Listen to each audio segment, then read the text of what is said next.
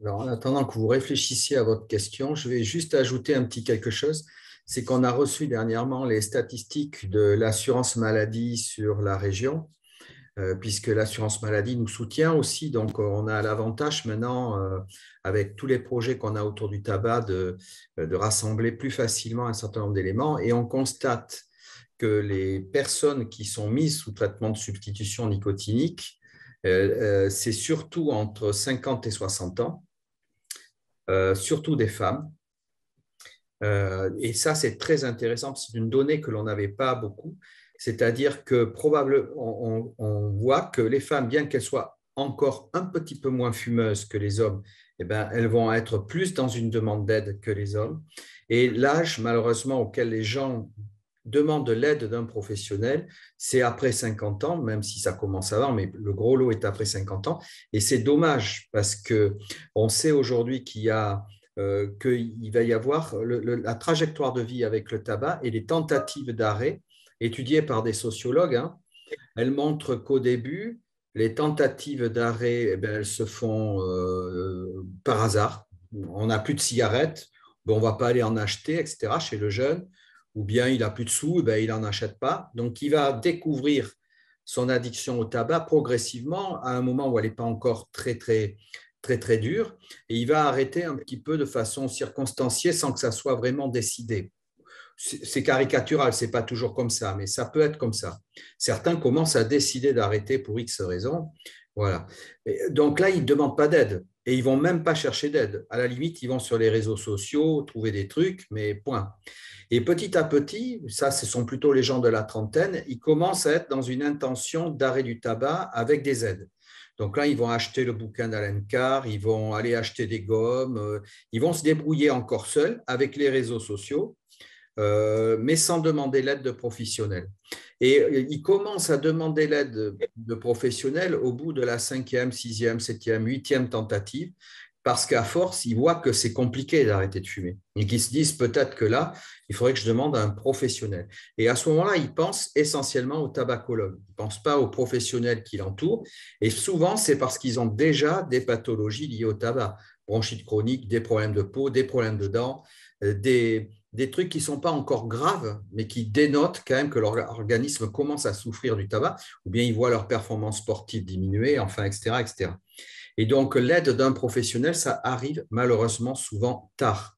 Donc, l'idée de l'AST, c'est anticiper cette demande parce que les personnes vont voir qu'il y a une opportunité d'avoir les traitements gratuits, d'avoir un professionnel qui les prescrit, d'avoir un accompagnement et finalement, on va aller vers la solution la plus simple.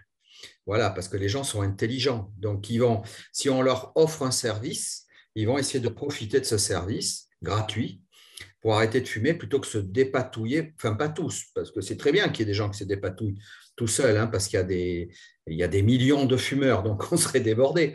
Mais au moins que pour cette catégorie-là, on puisse en avoir plus qui soient accompagnés et ça marche mieux. Voilà. Donc, vous avez eu le temps de réfléchir à vos questions. Merci Philippe pour cette information complémentaire. Est-ce que vous avez des questions? Je vois qu'il y en a qui ont réactivé leur caméra. Oui, bonjour. Bonjour. Me demander si vous aviez d'autres formations donc, pour approfondir un peu l'accompagnement, notamment verbal, comment voilà, amener le sujet, approfondir cette partie-là, parce que c'est pas quelque chose, j'ai l'habitude donc de parler du tabac forcément parce que ça interagit beaucoup avec nos traitements, puisque je suis chirurgien dentiste. Mais c'est vrai que j'ai tendance à adresser vers le CSAPA ou vers le médecin traitant, mais je n'ai pas l'habitude de prendre en charge, mais ça m'intéresse effectivement. Oui. Alors, on va avoir, oui, on a une formation DPC, entretien motivationnel et tabac, mais qui est sur 2 jours et en présentiel, donc ça va être compliqué Oui. Voilà. Et ensuite, je pense qu'il va y avoir des formations spécifiques pour les chirurgiens dentistes. Il y en a déjà fait 2. Avec l'équipe du CHU de la faculté dentaire, hein, avec nos collègues de l'université, et une avec l'URPS à Bayonne. Donc, on a des formations, mais du coup, là, en fait, les spécifiques chirurgiens dentistes, elles sont plus sur les spécificités sur le parodonte, enfin, l'atteinte enfin, la maladie parodontale liée au tabac. Il y a cette partie-là, plus le sevrage tabac qui est un petit peu plus élaboré qu'on ne l'a fait là. Mais on peut très bien, mais de toute façon, c'est une demande qu'on n'a pas que pour les chirurgiens dentistes. Et on peut imaginer faire une formation en visio, alors plus spécifique sur comment aborder la question, comment interagir avec les gens au cours des différentes consultations, etc. Tout à fait. Donc, ça, c'est une. Alors, on a une autre formation, peut-être Margot pourra en parler, mais je suis très bavard. On a une infirmière tabacologue qui organise des interactions autour de situations. C'est-à-dire que ça dure 1 heure, 2 heures, etc. Et du coup, les gens arrivent avec des situations, des cas concrets, des choses comme ça, et on résout ces problématiques, et notamment au niveau des astuces relationnelles et pas seulement sur les traitements eux-mêmes. Oui. Mais c'est vrai qu'on a une demande sur, notamment, on pourrait faire sur une demi-journée en visio quelque chose autour de l'entretien motivationnel, enfin de l'accompagnement motivationnel du fumeur. C'est quelque chose qui était envisagé, hein. Donc on va se le noter, mais c'est vrai qu'on a des demandes un peu à ce niveau-là. Et pour les gens qui sont loin, alors on vient à Saint-Pierre-et-Miquelon. Ouais, si vous voulez, avec plaisir. Alors oui, juste pour rebondir sur ce que disait Philippe sur la petite réunion visio qu'on organise avec notre infirmière tabacologue. Alors aujourd'hui, nous, on la réalise alors, avec les infirmières à Azalée pour l'instant, mais c'est parce que c'est vraiment, on en est aux prémices, hein. Mais ce qui est intéressant, c'est que c'est quelque chose de très pratico-pratique, comme vous le demandiez finalement, où en amont, vous nous expliquez, voilà, j'ai un cas de patient comme ça, comment je peux faire finalement pour le prendre en charge. Et nous, on organise du coup une petite réunion, ça dure en général 1 heure et demie en visio, où du coup notre infirmière tabacologue répond à toutes vos questions, vous dit, ben voilà, vous pouvez faire comme ci, comme ça. C'est vraiment quelque chose de très pratique pour le coup. Donc si vous êtes intéressé, il ne faut pas hésiter du coup à vous m'écrivez directement, normalement à contact@last.na.fr, vous avez le mail normalement. Et du coup, on pourra très bien organiser quelque chose. Ou si vous êtes la seule chirurgienne dentiste, vous invitez bien entendu à ces études de cas-là avec les infirmières. Mais, pas de souci. D'accord. Est-ce qu'il y a d'autres questions? Alors, souvent, j'ai rencontré des gens qui voulaient arrêter de fumer, qui avaient envie d'arrêter de fumer, mais qui refusent le patch. D'où vient la résistance aux gens à vouloir mettre des patchs? Alors, en fait, c'est vrai qu'il y a des gens qui sont, c'est un petit peu comme les gens qui sont contre le vaccin. Vous voyez, il y a des représentations qui sont parfois, qui s'appuient sur des valeurs, hein. Il y a des gens, ils considèrent, c'est finalement très judéo-chrétien, c'est-à-dire ils veulent arrêter de fumer en se faisant du mal quelque part. Ils vont payer l'addition, donc ils veulent arrêter sans médicament. Il y a des gens comme ça, c'est-à-dire non, c'est une question de volonté. Si j'ai décidé je veux le faire à la dure, voilà. Donc ça, c'est une petite catégorie. Il y a une autre catégorie, c'est parce qu'ils ont peur de rester dépendants de la nicotine, ils ont peur du médicament. Donc, notamment les femmes enceintes, par exemple, qui peuvent se dire c'est mauvais pour le bébé. Donc, tout ça, ça s'explique, on peut leur expliquer, etc. Donc là, en kiné, ça peut être des gens qui ont déjà pas mal de médicaments parce que ce sont des gens qui ont fait j'imagine, des AVC ou qui sont bronchitiques chroniques ou des cardiaques ou des trucs comme ça qui peuvent déjà avoir beaucoup de médicaments et ils ont peur aussi Moi, j'avais des patients cardiaques, ils avaient peur de la nicotine parce que le cardiologue leur avait fait peur en disant « Oh là là, ça accélère le cœur, faites attention », alors qu'il n'y a aucun danger en pratique. Et donc, je pense que c'est une question de représentation. Ils ont des valeurs qui peuvent s'opposer au fait de prendre un médicament supplémentaire. alors qu'il n'y a pas de danger.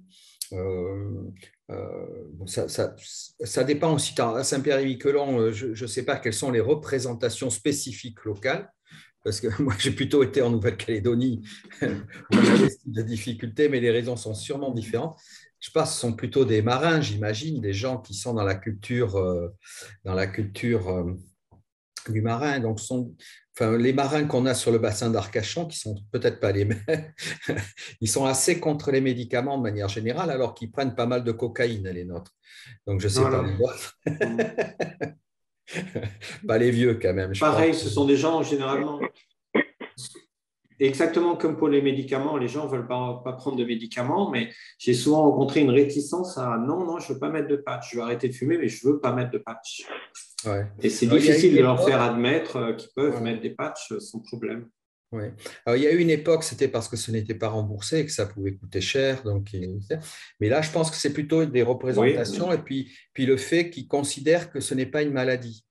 Voilà, le tabagisme n'est pas une maladie. Pourquoi mettre un médicament pour changer juste un comportement? Donc, je pense qu'il y a un effort Donc, il faut d'abord leur signaler que l'on entend bien, qu'ils ont une résistance par rapport à la prise de ce remède, et du coup leur demander pourquoi. Quelles sont leurs raisons d'éviter le remède. Et puis, si vous le permettez, moi, je peux vous expliquer pourquoi aujourd'hui on dit que c'est mieux d'utiliser ces traitements. Donc, dire ça va vous diminuer l'effort, vous aurez moins d'efforts à faire. Or, toute votre énergie, elle va être quand même nécessaire pour arrêter de fumer. C'est bête un petit peu de la dispenser pour juste l'effort de volonté. Il y en aura suffisamment besoin pour gérer les envies qui vont rester. Donc, il ne faut pas épuiser son énergie. Et donc, voilà, et que donc, ça va vous aider à arrêter plus naturellement, plus doucement, avec moins d'efforts, etc. Et que c'est absolument sans danger. Enfin, on va les rassurer. Ensuite, ils ne veulent pas. Mais tant pis, on va les accompagner sans traitement. Hein, sans traitement. Voilà, on respecte leurs décisions et puis puis on peut commencer comme ça. Et puis si c'est trop difficile, on pourra reparler des patchs dans un deuxième temps et peut-être que, voilà, plutôt que d'abandonner l'arrêt, peut-être qu'ils pourront concéder le fait de mettre des patchs après.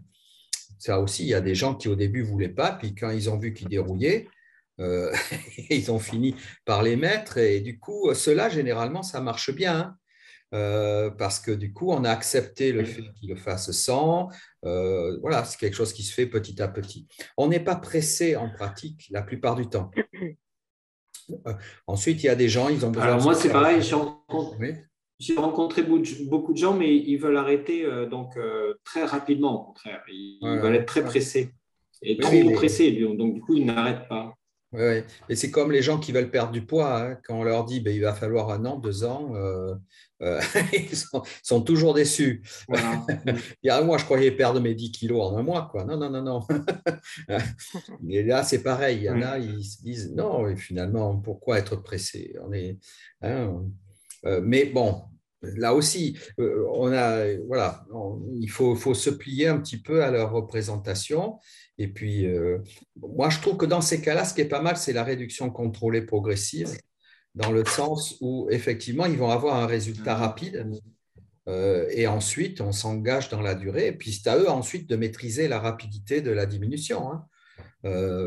Mais du coup, on n'a pas d'interdit, on est dans un truc relativement souple. Ensuite, il faut s'adapter aussi à la personne. Hein.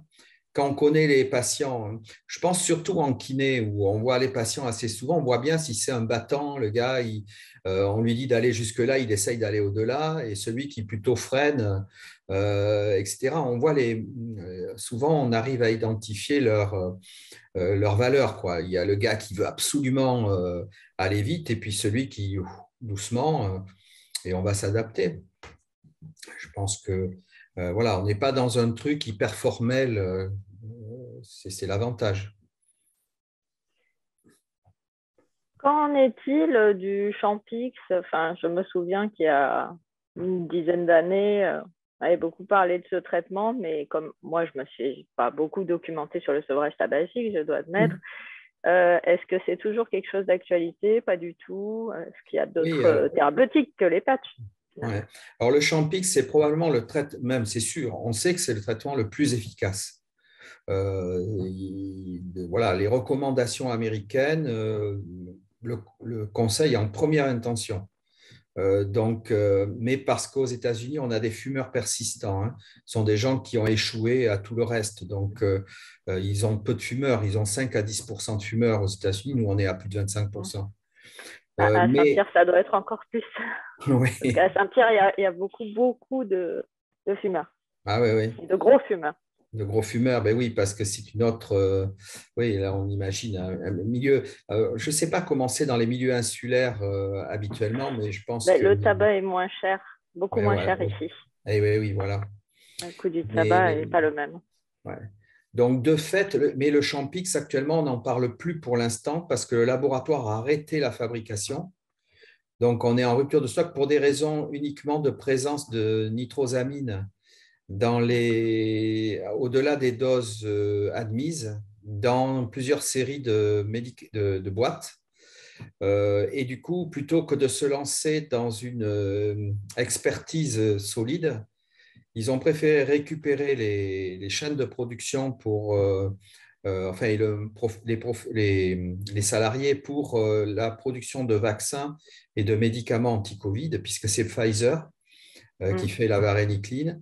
Donc, en fait, et ils savent très bien que le médicament va être génériqué dans peu de temps. Donc, ils ne veulent plus investir sur ce médicament qui n'est pas très rentable pour eux. Donc, finalement, cet incident, à mon avis, ils en profitent pour se retirer un petit peu et que donc, on va voir revenir le Champix avec des génériques peut-être, si c'est rentable. Et c'est très dommage qu'on ne l'ait plus parce que moi, j'ai eu des tas de succès avec le Champix. C'était un excellent médicament avec des effets secondaires. Donc, il y a une façon de gérer ça on commençait à bien savoir le manier aujourd'hui. Et donc, en une formation d'une demi-heure, on peut largement indiquer comment le manier. Mais voilà, on ne l'a plus, donc on n'en parle plus. D'accord. Pour l'instant. Okay, Il y a toujours le bupropion, hein, le bupropion, le Ziban existe toujours. Il est très utilisé aux États-Unis, mais même comme antidépresseur aux États-Unis. Donc peut-être qu'à Saint-Pierre et Miquelon, vu la proximité, vous l'utilisez plus, je ne sais pas. Mais le Ziban est un médicament qui est moins efficace que la varénicline. Donc le seul intérêt, c'est qu'il diminue l'envie comme il donne un état un peu nauséeux, les gens ne prennent pas de poids avec. Donc c'est un petit peu la niche qui reste, c'est des gens qui ont tendance à beaucoup grossir à l'arrêt du tabac. On va plutôt tourner du bupropion. Mais bon, c'est anecdotique. Voilà. Et aux États-Unis, sur les recommandations de l'American Thoracic Society, ils considèrent qu'il faut prescrire, même si la personne dit qu'elle n'est pas prête à arrêter. C'est recommandations de grade A, c'est-à-dire quelqu'un qui dit non, je n'ai pas envie d'arrêter, je ne suis pas prêt, tout ça, mais ce n'est pas grave, je vais quand même vous prescrire le traitement et essayez de le prendre. Vous êtes dans de la réduction contrôlée, progressive, ou bien vous le prendrez dans 6 mois, 1 an, ce n'est pas grave, mais moi je vous le prescris parce que c'est tellement important que vous arrêtez de fumer que je préfère que vous ayez le médicament sous le coude avec tous les conseils et dès que vous engagez l'arrêt, eh ben, vous m'appelez, je vous accompagnerai. Et donc, les gens partent avec l'ordonnance, alors qu'aux États-Unis, il n'est pas remboursé et que la population restante est plutôt précaire. Hein. Les milieux bourgeois américains ont presque tous arrêté de fumer. Enfin, c'est très mal vu aux États-Unis de fumer. Et malgré tout, ils prescrivent alors que c'est un coût. Donc, nous, je pense qu'il faut aussi se mettre un petit peu dans cet état d'esprit. Voilà, un dentiste ou un kiné qui voit un patient fumer peut très bien lui dire, voilà, bon, vous êtes peut-être dans une position plus difficile, mais un dentiste, notamment parce que lui, il voit les premiers dégâts liés au tabac, hein, c'est la bouche. Hein. La bouche, c'est les premiers effets, c'est sur la bouche. Hein. Donc, Donc, dire c'est dommage, vous allez au-devant enfin, les sans-dents, comme disait notre ex-président. Donc, leur prescrire des patchs pour dire lancez-vous, quoi, chiche, allez-y, c'est important. Hein.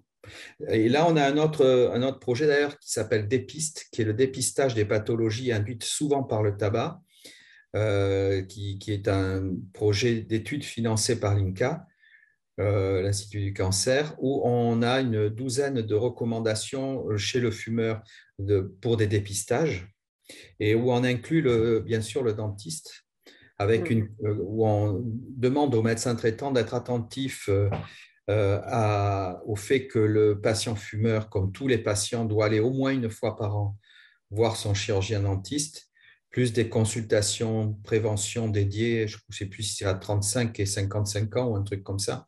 Il y a sur la vie, il y a des consultations rituelles chez le chirurgien dentiste. Je ne me souviens plus les âges. Enfin, il y a un an, je sais. 24 ans. C'est jusqu'à 24. Ouais. Mais les recommandations, ils disent aussi qu'il y a un rendez-vous à 35 et enfin bon, bref. Donc, du coup, le chirurgien dentiste est impliqué pour la maladie parodontale, mais aussi pour le dépistage des cancers, enfin des lésions dysplasiques buccales et gorges qui sont visibles par le chirurgien dentiste. Et donc là aussi, ça sera une opportunité d'évoquer le tabac, quoi. Le chirurgien dentiste une fois par an, le médecin traitant une fois par an, etc., etc. Donc, on est en train de fourbir toutes nos armes pour gâcher la vie de tous nos fumeurs. Voilà. S'ils veulent avoir la paix, ils seront mieux obligés d'arrêter de fumer. C'est malheureux, ça, quand même. Donc, pour prescrire des patchs, on fait une ordonnance pour 30 jours, renouvelable. Enfin, comment se passe la première prescription générale? Alors, la première c'est juste pour une semaine si on le Non, je pense qu'il faut prescrire pour un mois parce que sinon, le patient il est obligé de retourner en pharmacie, c'est compliqué. Mais donc, ce sont des boîtes de 28 jours. Donc, on va lui prescrire pour 28 jours. Et du coup, ensuite, on peut marquer à renouveler, mais bon, les addictologues le font.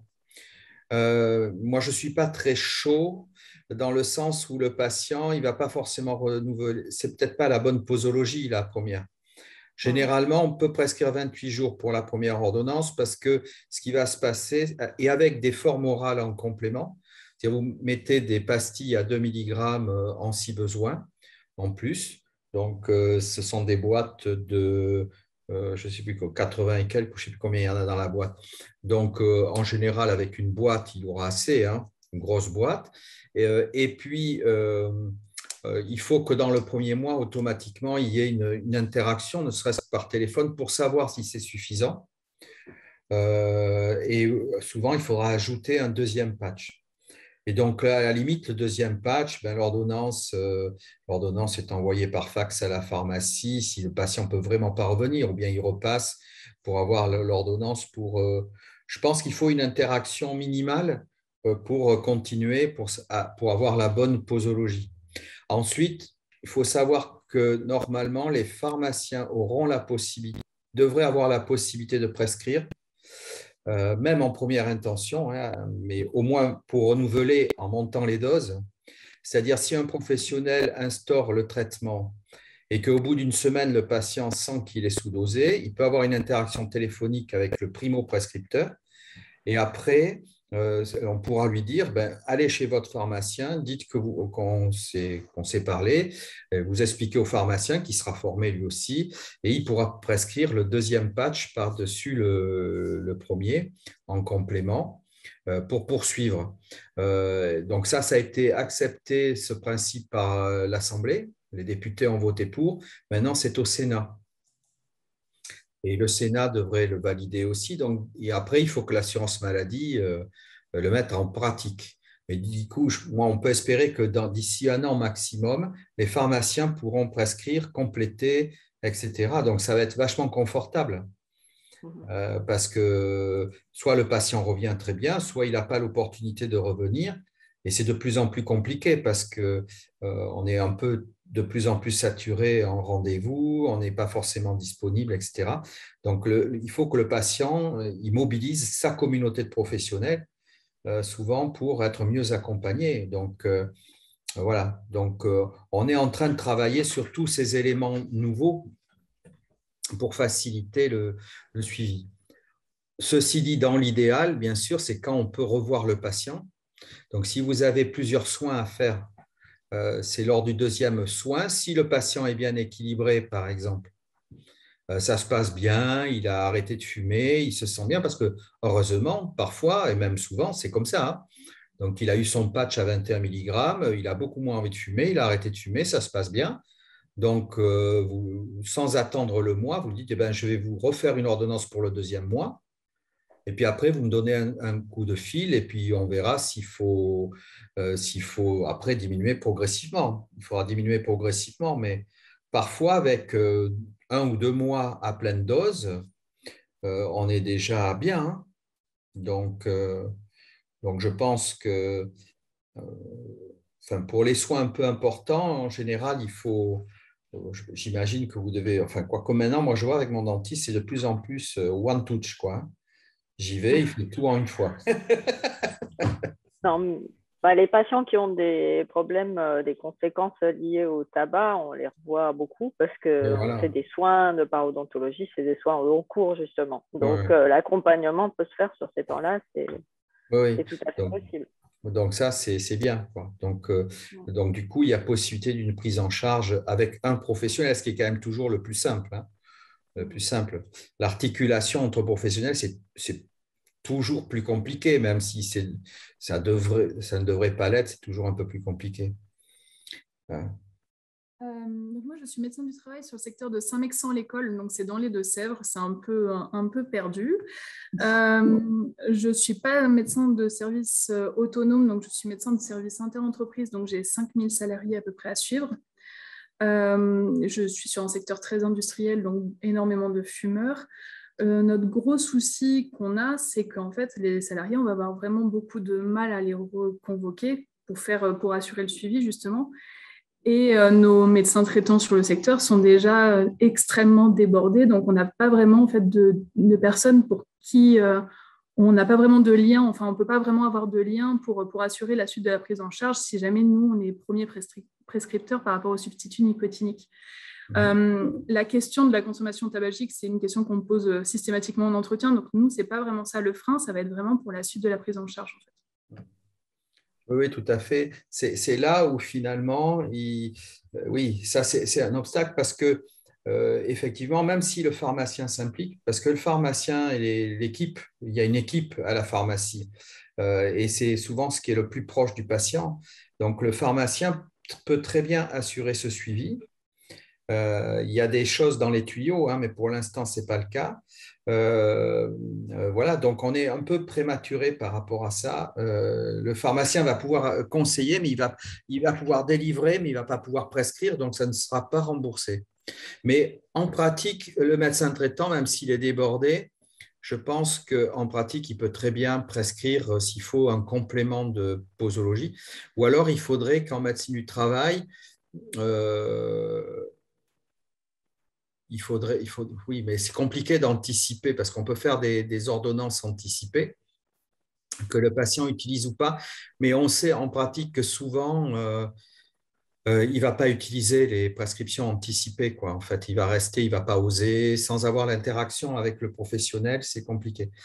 Et je suppose que vous aussi, vous êtes assez débordé, qu'il n'y a pas d'infirmière du travail disponible pour faire le suivi, qu'il y a pas. Elle a ses consultations aussi, en fait. Et voilà. Des consultations parallèles, donc c'est très compliqué. C'est potentiellement possible dans les services autonomes type EDF, parce que j'ai fait 1 an à la centrale de Civaux, on suit 600 salariés, c'est beaucoup plus facile. Mais là, c'est vrai que nous, avec 5000, et puis en plus, pour l'expérimenter pour d'autres choses, quand on fait des prescriptions pour assurer le suivi de l'état de santé des salariés, rien que par exemple des radios pulmonaires, etc., on est vraiment vécu comme étant punitif, en fait. les personnes ne le voient pas que c'est pour leur intérêt, vu que ça vient de nous, médecins du travail, c'est vraiment mal interprété, alors qu'on leur explique bien qu'il n'y a pas d'obligation, mais c'est pour leur santé à eux. Bien sûr. Oui, bien sûr. Et on a cette relation qui peut être aussi un peu particulière avec les salariés. Oui, oui, tout à fait.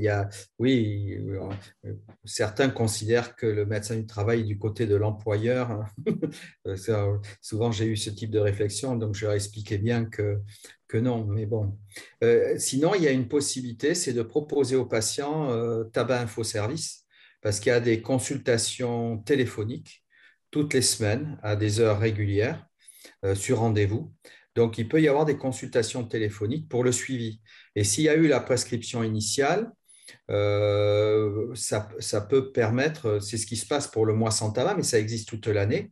Donc, on peut très bien orienter la personne, si ce n'est pas un cas très compliqué, il n'y a pas de coaddiction, alcool, trucs comme ça, on peut orienter sur tabac info-service. S'il y a des coaddictions, ben, il vaut mieux orienter sur les services d'addicto, donc, je ne sais pas moi, à Toire, ou enfin les services d'addicto, je ne sais pas où vous êtes situé exactement, mais… Alors, c'est vraiment limite Vienne, en fait. Et donc, du coup, c'est ça qui est compliqué, c'est qu'il y a beaucoup de salariés qui sont plus proches de la Vienne, mais comme ils habitent dans les Deux-Sèvres, ils doivent être gérés par les Deux-Sèvres, et donc par Niort, et donc ça leur fait le que ça passe, ils ne déplacent pas forcément. Enfin, c'est compliqué, quoi. Vous avez du coup AddictoClick qui peut vous aider lorsque vous avez l'adresse du patient, savoir vers qui orienter. Oui. Ensuite, je pense que effectivement, le plus simple pour le patient, s'il n'y a pas voilà, c'est peut-être de tabac infoservice, parce que ça fonctionne bien. Nous, on l'a testé, on a fait des faux malades pour voir si ça fonctionnait bien, parce qu'on est fourbe. Donc, on avait des doutes sur l'efficacité du truc. Et on a notre ambassadrice du mois sans tabac qui s'est inscrite comme fumeuse et qui a eu toutes les semaines une consultation. Et c'était super bien organisé. Enfin, elle était enchantée de la façon dont ça s'est passé. Donc, je pense que le seul inconvénient, c'est qu'ils ne vont pas prescrire. Mais si le médecin du travail a fait une prescription initiale, un patch 21 heures, on a déjà ça qui couvre. Et après, en consultation par tabac infoservice, on peut leur dire qu'il faudrait acheter un patch supplémentaire. Et ensuite, bon, comme tous les professionnels de santé peuvent prescrire, ils peuvent avoir voilà, lorsqu'ils voient le médecin traitant, ils se font prescrire les boîtes et puis voilà, en même temps que leur ordonnance habituelle. Donc, les gens, en général, ils arrivent à se faire rembourser, ils se débrouillent, ils ne sont pas idiots, hein. Mais il faut qu'ils soient conseillés pour les prises. Donc, dans un cas comme ça où on est un peu isolé, à mon avis, c'est encore le mieux. On a réfléchi avec l'Exapa pour faire des téléconsultations. Donc, mais là aussi, c'est dans les tuyaux, ce n'est pas encore opérationnel. Mais c'est sûr que ça serait génial d'avoir des téléconsultations pour certains patients qui sont loin, un peu isolés, en relais des professionnels de première ligne pour faire le suivi, avoir des infirmières, voilà, tabacologues qui assurent le suivi.